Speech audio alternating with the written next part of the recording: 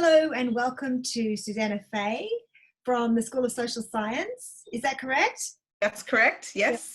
Yeah. And Suzanna is going to talk to us today a little bit about, I'm sure we've all had difficulty doing a bit of writing, and Suzanna's going to talk to us today about how she balances writing with the other things in her life and has some tips for you as well. So welcome, Suzanna. Thank you. Happy to share. So yeah, let's talk about balancing writing and life, because writing is, quite intellectual work and you have to be very focused, whereas we've got other things, other demands on our time, not just teaching and admin, but things like family, especially, when we've had kids at home, some of us doing homeschooling. How do you think through the balance between writing and life? I think that one of the difficult things to learn as an academic, and especially in my specific experience, I've spent a very large portion of my entire career either being a solo parent or a single parent. There are a lot of things that kind of weigh on us, and we feel pulled in multiple different directions. Writing for me was always that thing that ended up sinking to the bottom of the list. And even now, often when I carve out time for writing, I feel guilty that I've done this like really luxurious thing, even though it is actually a core part of my job, right?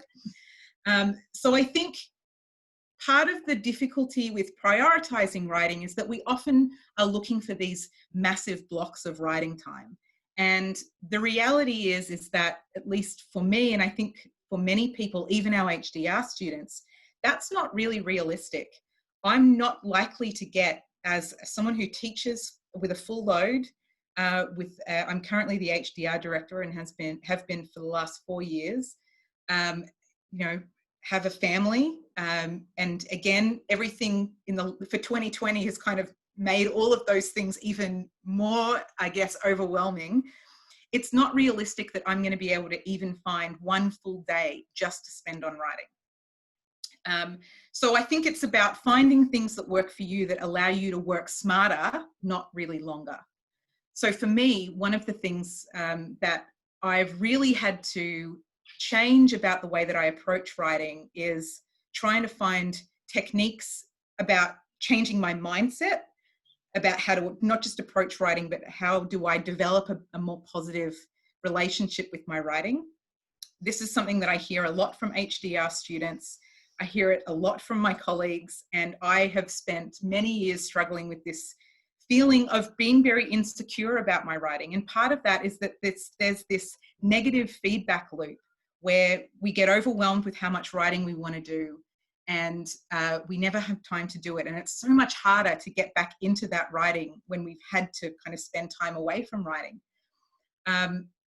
So a lot of the techniques that I use now are really trying to help me reestablish a positive feeling around having to come back to writing.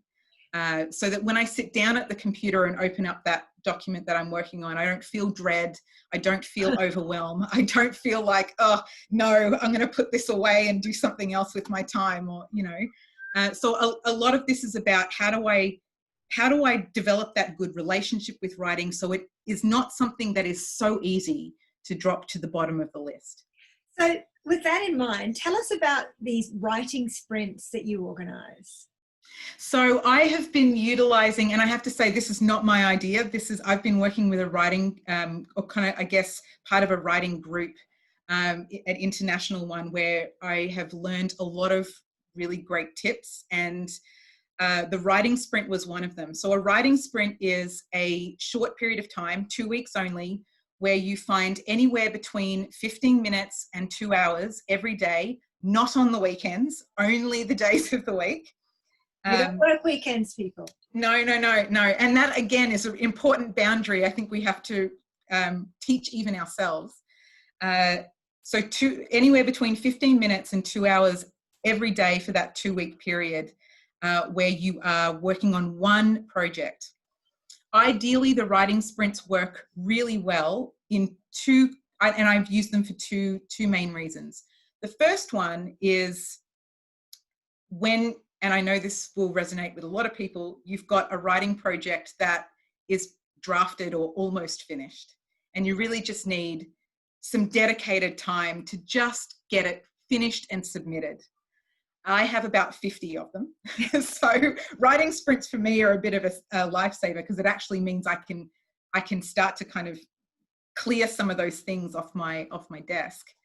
And then every day for that writing time, which I put in the calendar as an appointment, just as important as a meeting or anything else that we do with our time as academics, and keep to that, even if it's very short writing period, to make some progress on that project, with the idea that at the end of that 2-week period, you've essentially got something that's finished.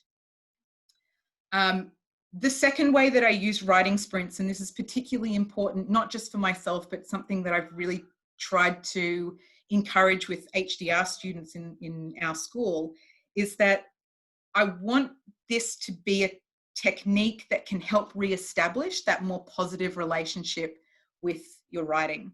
So instead of thinking that you have to spend or get a whole bunch of things done in like 2 full days, you've got anywhere between 15 minutes and 2 hours to complete 1 or 2 small tasks on that writing project. And when I mean small, break off tasks as small as possible so that you can really break things down into manageable pieces. So for example, yesterday in the writing sprint, I was working on a methods section of a paper. My first task was read methods section.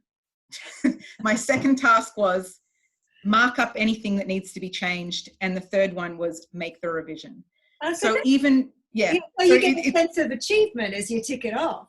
Exactly. And that's the part that really helps develop that more positive relationship with your writing, because the more that you make even the most incremental progress, the better you start to feel about things, and the easier it is to come back to your writing the next day or the next time that you have a chance to work on that project.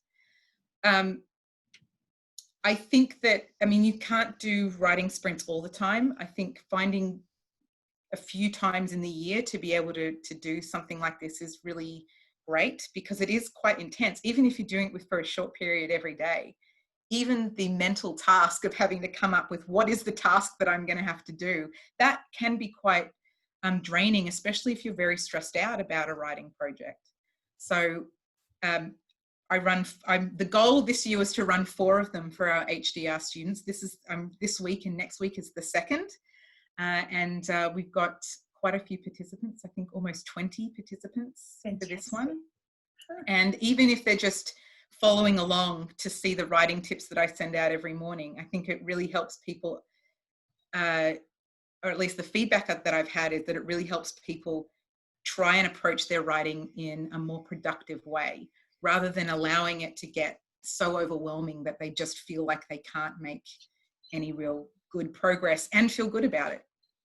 That's fantastic. Look, I'm going to ask you just one more quick question, because I've been told that you have a list of things that you can do during your writing time that aren't actually putting words on page. So yes, I think this is massively important, because one of the things that I think I always get stressed about is when you do have writing time, none of our projects are really just about writing. We have to do a lot of thinking, a lot of researching, a lot of coding and analysis, depending on what kinds of things that you're working with for your writing.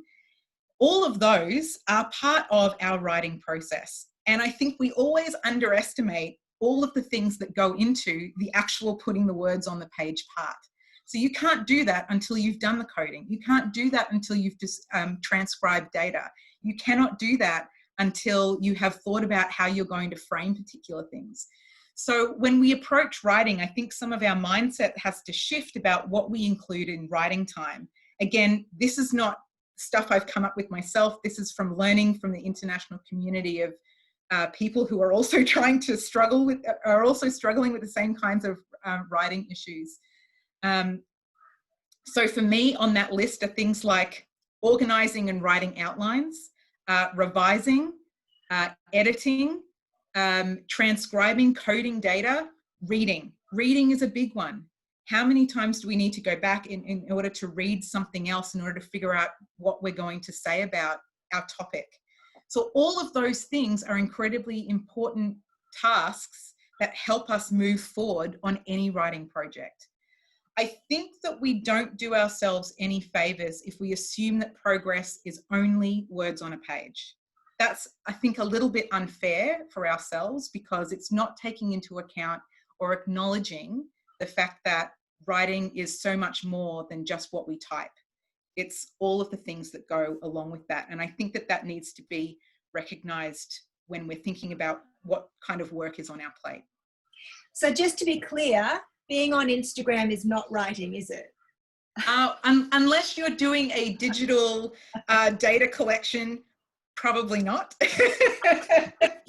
Well, this has been fantastic. What a lovely conversation to have with you, Suzanna. I'm just going to turn the recording off now, but thanks very much.